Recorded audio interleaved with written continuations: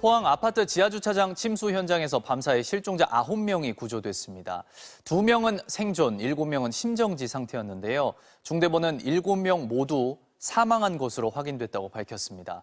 당초 실종 명단에 없던 주민들이 발견되면서 실종자 수는 더 늘어날 수 있습니다. 먼저 이준희 기자입니다. 어젯밤 8시 15분 기다리던 첫 생존자가 모습을 드러냅니다. 39살 남성으로 실종 신고 13시간 만이었습니다.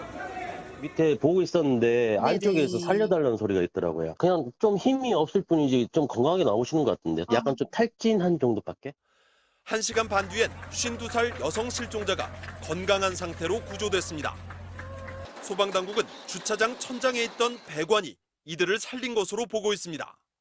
지하에 보면 도 같은 거 있잖아요. 지하 층고가 높으면 도의 높이가 크게는 뭐 1m 정도 되기도 하고 60 이상 되는 그런 부분이 있으니까 물이 찼다 해도 그런 사이로 지나가는 배관을 의지해서 있었다.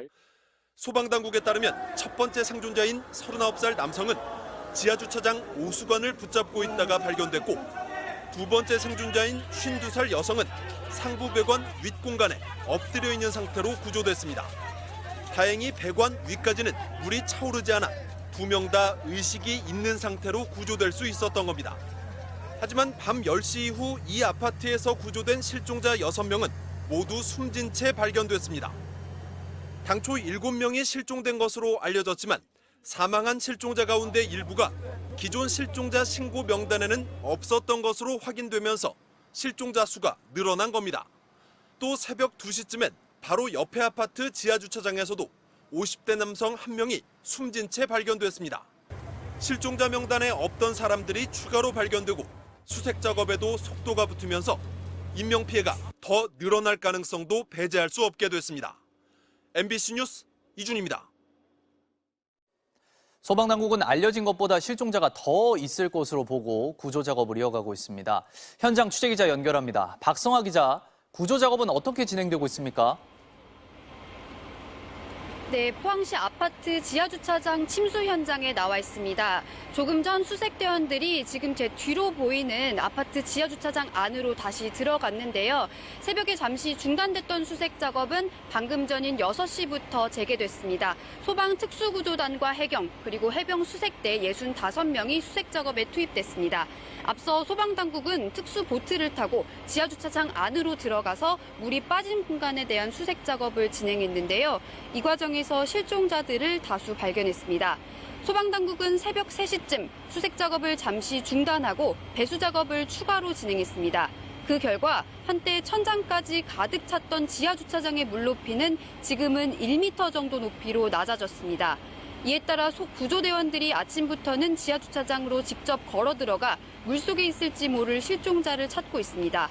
지금까지 구조된 실종자는 모두 9명입니다. 당초 7명이 실종됐다는 신고가 접수됐던 이곳 1차 아파트에서 생존자 2명, 심정지 상태 6명 등 8명이 구조됐는데요. 심정지 상태인 실종자 가운데 기존 실종자 명단에 이름이 없는 사람이 포함돼 있어 실종자가 더 늘어났습니다.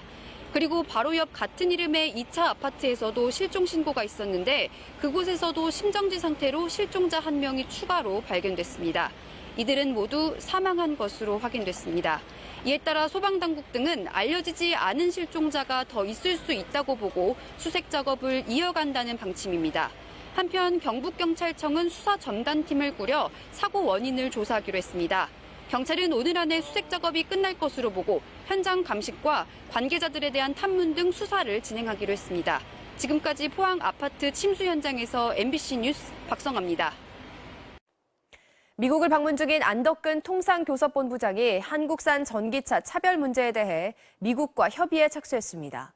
이런 가운데 미국이 주도하는 반도체 동맹 칩4의 회의 개최가 늦어지고 있는데 전기차 문제가 한미 경제 협력에도 영향을 미칠 수 있다는 지적이 나옵니다. 워싱턴에서 김수진 특파원입니다. 안덕근 통상교섭본부장은 오늘 미국 의회 주요 인사들을 만나 전기차 보조금 문제를 논의했습니다.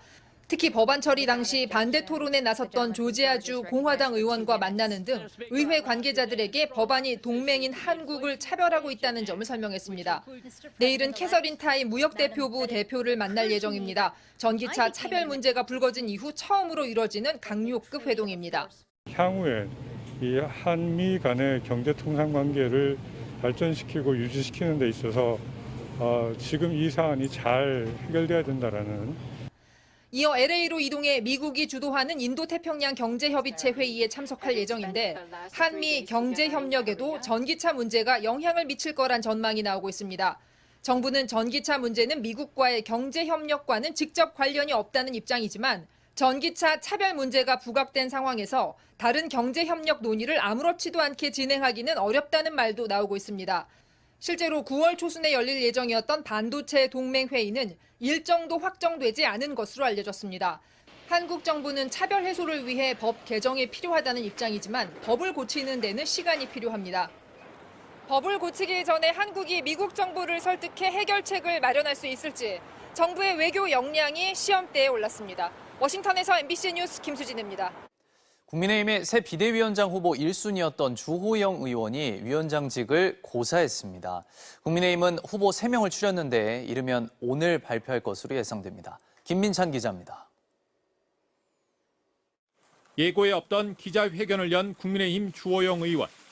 해체된 비대위에 이어 새 비대위까지 위원장을 연이어 맡을 걸로 관측됐는데 위원장직을 맡지 않겠다고 공식 선언했습니다. 다시 비대위를 이끌면 자신의 비대위원장 직무를 정지시켰던 법원 가처분 결정에 불복한다는 것처럼 비칠 수 있다는 우려 때문으로 보입니다. 오랜 시간 고민을 해왔습니다. 우리 당이 새 비대위원회를 구성하자고 결의를 했고 그 단계부터 제가 다시 맡는 것이 좋은지 안 좋은지를. 국민의힘은 새 비대위원장 물색에 돌입했습니다. 중진 의원부터 대선, 초선까지 연이어 간담회를 갖고 최종 인선은 권성동 원내대표에게 일임하기로 결정했습니다.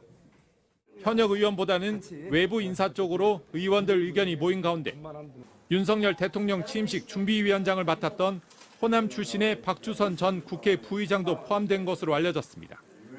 이르면 오늘 중 새 비대위원장을 발표하며 주말 추석 밥상에는 여권 내용 대신 수습과 쇄신을 올리겠다는 겁니다. 하지만 이준석 전 대표의 법적 대응과 그 결과가 여전히 변수입니다. 이 전 대표 측은 새 비대위가 출범하자마자 새 가처분 신청을 낸다고 예고했고 추석 직후 14일에는 당원 개정에 대한 법원의 가처분 심리도 예정돼 있습니다. 여기에 경찰이 성매매 의혹과 관련해 이준석 전 대표에게 오는 16일 출석을 통보한 것으로 전해지면서 그 수사 결과 역시 여권의 내용 수습에 큰 영향을 줄 걸로 보입니다. MBC 뉴스 김민찬입니다.